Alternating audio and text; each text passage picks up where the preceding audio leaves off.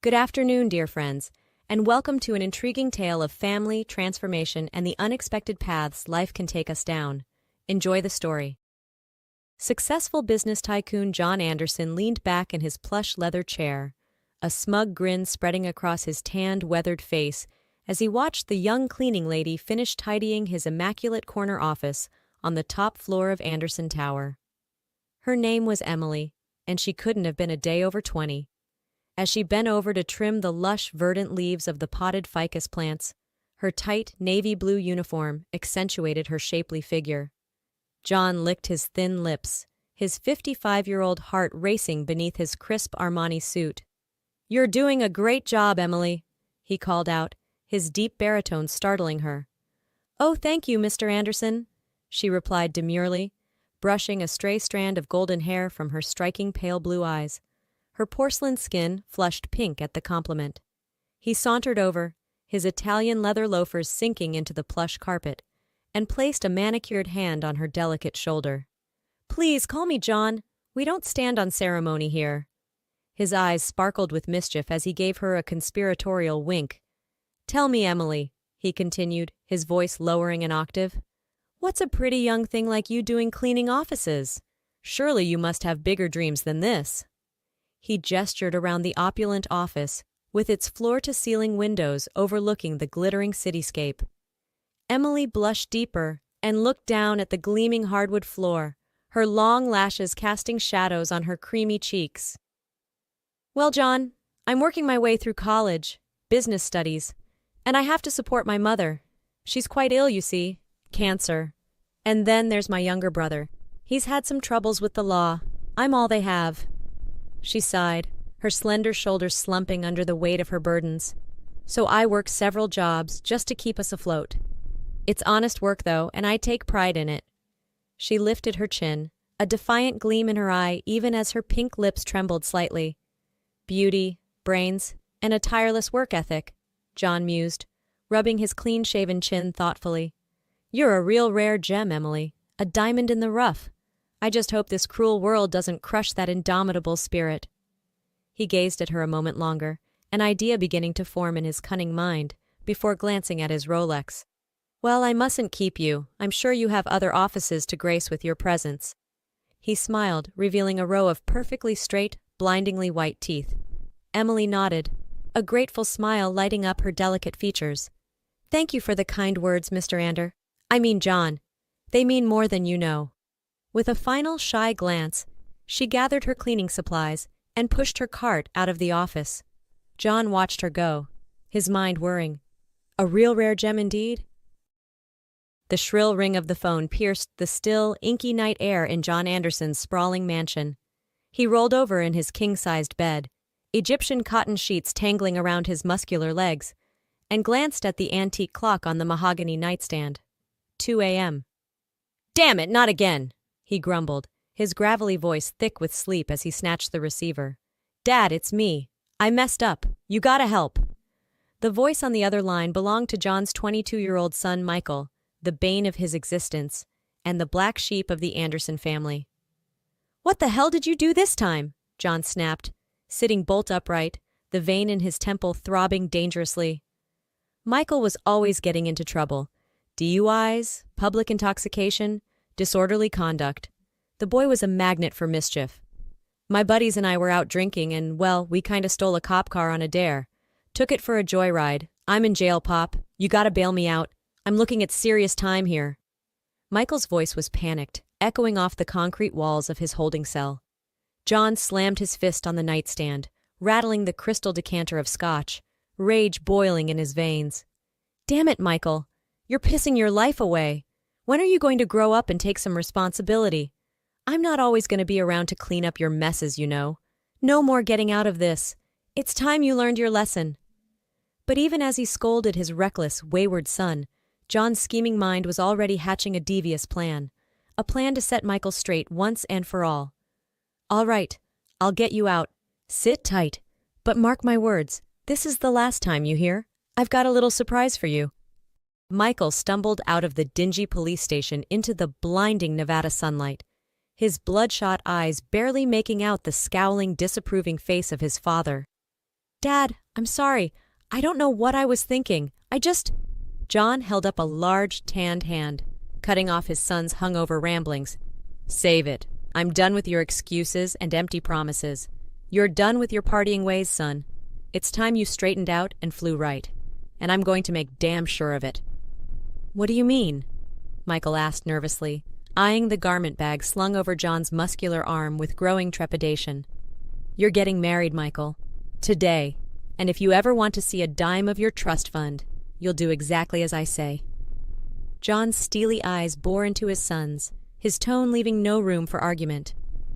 2 hours later, Michael stood shell-shocked at a garishly decorated altar in a kitschy Vegas chapel, his new bride Emily at his side, her simple white dress a stark contrast to his rumpled suit. Still in a daze, he turned to his stone-faced father. I don't understand. What's going on? John smirked, clapping his son on the back with enough force to make him stumble. Congratulations, kid. Meet the little lady who's going to turn you into a man. Emily here is your polar opposite. Hard-working, honest, responsible, and she's going to rub off on you, whether you like it or not. As Michael sputtered in protest, his alcohol-addled brain struggling to process this sudden turn of events, John took Emily's small, delicate hand in his own and pressed a crisp check into her palm. That should cover your troubles, my dear. Consider it a wedding gift. I'm counting on you to keep my boy in line. Emily glanced at the substantial sum scrawled on the check, her blue eyes widening. It was more money than she'd ever seen in her life. With a deep breath, she met John's gaze and nodded solemnly. I'll do my best, Mr. Anderson. I promise you I'll do my very best. You have got to be kidding me. Michael stared in abject horror at the rundown shack his father had arranged for him and Emily to live in as part of his rehabilitation. Paint was peeling off the weathered, clapboard walls in strips, the sagging roof was missing shingles, and the overgrown yard was a tangled jungle of weeds and brambles. Emily, ever the optimist, squeezed his hand reassuringly, her calloused palm a reminder of her years of hard work. It's not so bad, Michael. With a little elbow grease and TLC, we can make this a cozy home. Elbow grease? TLC? Michael scoffed, running a hand through his artfully tousled chestnut hair. I don't even know what those are. I'm used to mansions and maids and butlers. I can't live like this. He kicked petulantly at a rotting porch step, nearly losing his balance in the process. Well, you don't have a choice, Emily replied firmly, her delicate brows knitting together in determination. Your father cut you off. If we're going to make it, you need to get a job and start contributing. It's time to roll up your sleeves and get your hands dirty. A job? Michael blanched, looking positively green around the gills at the very notion of manual labor. But with no access to his trust fund, he had no choice. The next day, he found himself on the grimy assembly line at the local canning factory, his soft, manicured hands blistering and bleeding as he struggled to keep pace with the clanking, hissing machinery. As the weeks passed in a blur of sweat, toil, and calluses, Michael slowly began to change, much to his own surprise.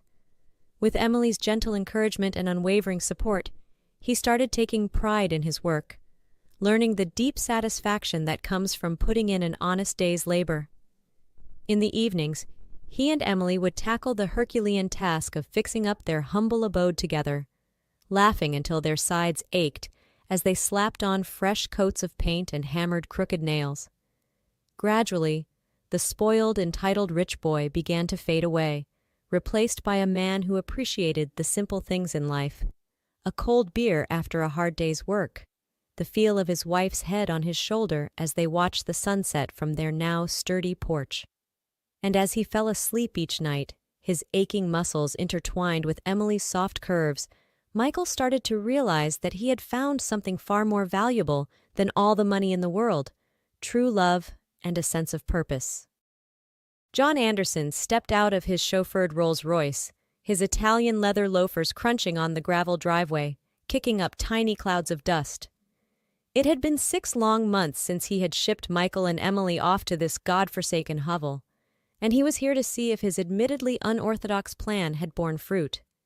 He had to admit, the place looked different. The once overgrown lawn was neatly manicured. Colorful flower boxes overflowing with blooms adorned the freshly painted siding, and the previously sagging roof had been replaced and stood straight and true.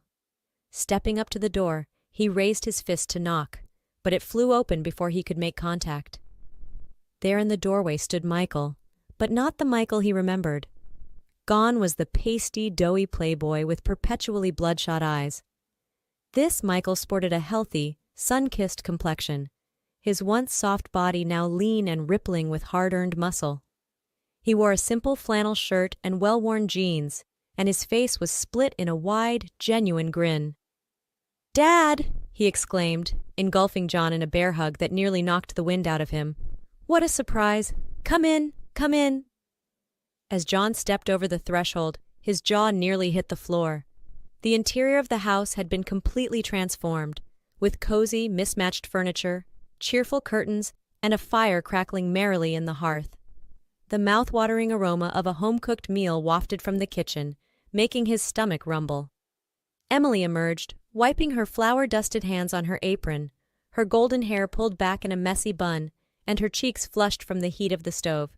"John! Welcome! I hope you're hungry. Dinner's almost ready. I made your favorite. Pot roast with all the fixings."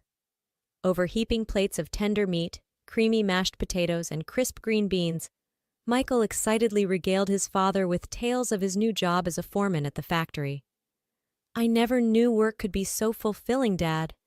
For the first time in my life, I feel like I'm making a real difference, like I have a purpose beyond just being a trust fund brat." Emily beamed at her husband, her cornflower eyes shining with love and pride. John watched the couple, a lump forming in his throat, and a suspicious stinging in his eyes. Could it be? Had his black sheepson actually turned into a ram, a leader, a man? "I just don't know what to do with the boy," John's longtime friend Bill sighed as they sat in the steam room at their exclusive club.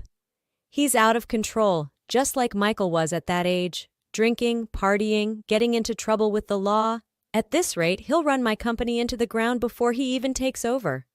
John leaned back, a knowing smile on his face.